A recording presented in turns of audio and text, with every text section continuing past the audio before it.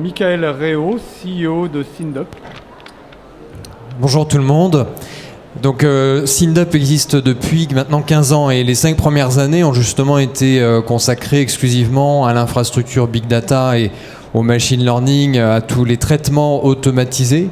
On continue depuis 10 ans de commercialisation à faire évoluer en permanence cette plateforme. Donc notre métier, c'est avant tout d'éditer une plateforme complète pour faire gagner du temps grâce à l'automatisation, à cet exercice permanent de veille. Mais on a vu un deuxième métier apparaître chez nous depuis maintenant plus de 7 ans. En tout cas, ça a pris de l'ampleur depuis 7 ans. C'est le centre de formation, puisque l'IA au service de l'humain, ça passe par de l'accompagnement, ça passe par du support, ça passe par de la maîtrise d'ouvrage, par de la co-animation en interne chez nos clients.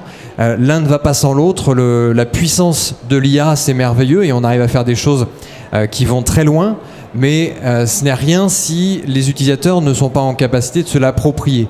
Et donc définir clairement les objectifs en amont d'un projet, définir les rôles de chacun dans le dispositif, de mettre en place des indicateurs de performance avec un suivi régulier au sein des équipes, c'est un des points clés de succès. Et surtout d'avoir des formations qui sont bien alignées avec cette vision globale et cette définition des rôles, puis d'avoir de la co-animation avec les responsables de veille qui sont nos interlocuteurs privilégiés dans les entreprises, mais qui sont plus des partenaires que des clients, puisqu'ils ont eux-mêmes des clients internes, que sont les COMEX, les CODIR, les directions métiers. Et pour impliquer toutes les directions métiers dans le processus de veille et s'emparer des outils, il faut faire de la co-animation, donc de la vulgarisation, des ateliers, des formations, du coaching, du support et de l'assistance au quotidien. Donc ça, c'est ce deuxième métier qui aujourd'hui est arrivé à un point de maturité nous permettant de sortir la nouvelle version de notre catalogue de formation qui, au-delà d'avoir une multitude de formations disponibles à la carte, permet, un peu comme un jeu de Lego, de composer un véritable programme sur mesure dans la durée pour cette montée en puissance dans les organisations. Et vous pourrez retrouver sur notre chaîne YouTube, sur notre blog également, des retours d'expérience régulièrement de clients qui ont vécu cet accompagnement de déployer l'intelligence artificielle, les outils Big Data, avec en parallèle tout ce travail de coaching, de communication interne pour créer de l'engagement et faire en sorte qu'il y ait véritablement une appropriation organique dans l'entreprise pour développer la fameuse intelligence collective que tout le monde appelle de ses voeux, mais qui ne se fait pas seul. Il ne suffit pas de déployer les outils pour que la magie opère, et ça passe clairement par ce retour d'expérience permanent et cet accompagnement. Un dernier point, on a mis en ligne hier un billet de blog que vous retrouverez sur sindup.com qui liste 7 mini-webinars de 20 minutes qui vont se succéder dans les prochaines semaines et qui commencent le 6 octobre, avec à la fois des retours d'expérience de clients et également des focus sur des enjeux métiers, comme par exemple la veille commerciale. Donc je vous invite à aller sur le blog et à cocher les sessions qui vous intéressent le plus pour pouvoir y accéder en ligne le jour J.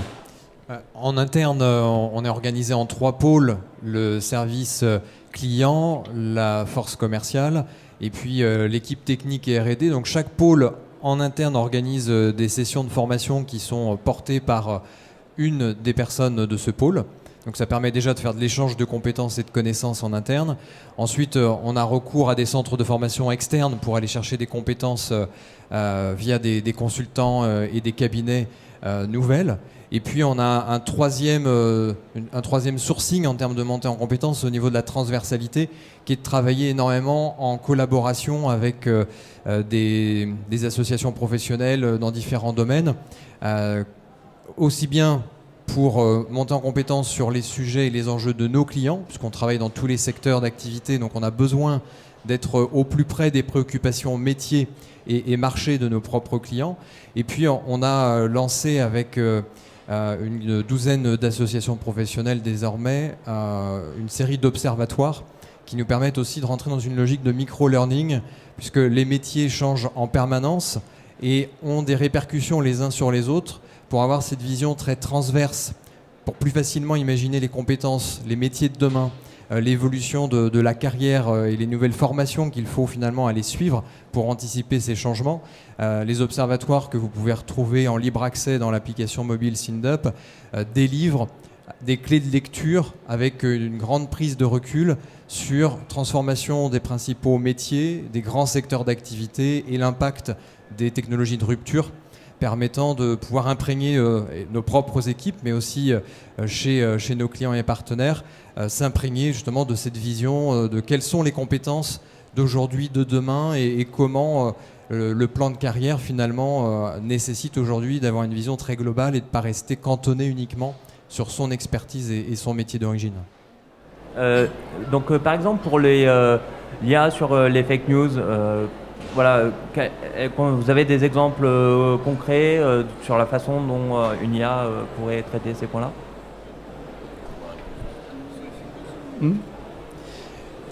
Sur les fake news, on a créé un atelier spécifique de l'utilisation de la plateforme de veille SINDUP face aux fake news. Il y a plusieurs aspects qui rentrent en ligne de compte. Déjà dans la qualification des bouquets de sources au niveau des scores de crédibilité. Il est possible de filtrer en fonction des scores de crédibilité, en fonction des typologies de sources. Donc il y a des grands types. Évidemment, si vous restreignez la veille à des sources de type blog privé, le risque d'avoir des fake news est d'autant plus élevé que si vous ciblez plutôt de la presse. Donc les grands types. Et puis également, si vous voulez descendre encore plus finement, vous pouvez travailler sur des bouquets de sources personnalisés.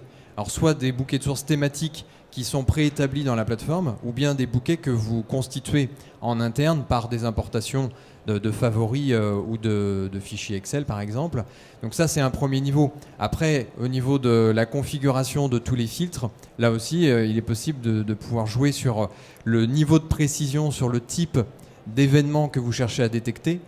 Si vous avez des veilles extrêmement larges sur des mots-clés qui sont des grandes thématiques, vous allez ouvrir les vannes avec le risque là aussi d'avoir une infiltration d'informations qui soient moins précises et moins pertinentes. Donc toute l'optimisation de cette configuration va aider lourdement. Et puis il existe maintenant sur le marché, un petit peu comme on l'avait vu apparaître sur les antivirus, des bases payantes et certaines open source, de listing de sources considérées comme étant à risque, qui sont mises à jour en permanence et qu'on peut réintégrer également dans votre plateforme de veille. Donc c'est un peu comme un firewall, un filtre avec un système de blacklist. Oui, je voulais juste rajouter une précision, c'est qu'au même titre qu'en cybersécurité, le dernier rempart reste l'humain là aussi. La formation et la sensibilisation jouent un rôle extrêmement important de déguiser le regard des collaborateurs en interne. On le fait de plus en plus sur les systèmes de phishing qui sont maintenant très fins, qui imitent parfaitement les mails que l'on pourrait recevoir par exemple d'un Office 365 pour demander la mise à jour du mot de passe. Ça, si l'utilisateur n'a pas un regard un minimum averti, il le verra pas et c'est assez facile de se faire avoir. Donc sur les fake news, quelle que soit la course technologique à mettre en place des détections et puis d'un autre côté des attaquants, en tout cas des influenceurs du fake de plus en plus pointus aussi dans leur stratégie, ça c'est une course sans fin. Donc il faut pas oublier et pas négliger le dernier rempart qui est l'utilisateur final, le lecteur, et donc de sensibiliser et de former en interne, c'est extrêmement important. Merci Dominique. Je vais prolonger dans la même idée, c'est-à-dire que l'IA, c'est déjà une réalité dans les fonctions de veille, ça tourne très bien et on fait en production des choses qui sont dans le quotidien. Donc ça, les démos des plateformes permettent de visualiser concrètement comment l'IA intervient sur la collecte, l'analyse, y compris d'ailleurs sur l'automatisation dans la diffusion en multicanal. Ça, c'est une réalité déjà aujourd'hui. Par contre, là où il y a un point de bascule qui est en train de s'opérer, c'est l'appropriation dans les directions métiers dont je parlais tout à l'heure. Et là, ça donne une puissance dans l'impact au quotidien au sein des organisations extrêmement importante quand l'organisation a su se mettre en mouvement de cette manière-là et de sortir la puissance des outils de veille, des services de veille, pour la libérer et faire en sorte qu'il y ait une appropriation et une implication des directions métiers. Donc c'est plus cet équilibrage ou ce rééquilibrage entre justement l'intelligence artificielle et l'humain dont on parle aujourd'hui qui permet de passer l'échelle et un nouveau cap qui est pour moi le sujet du moment.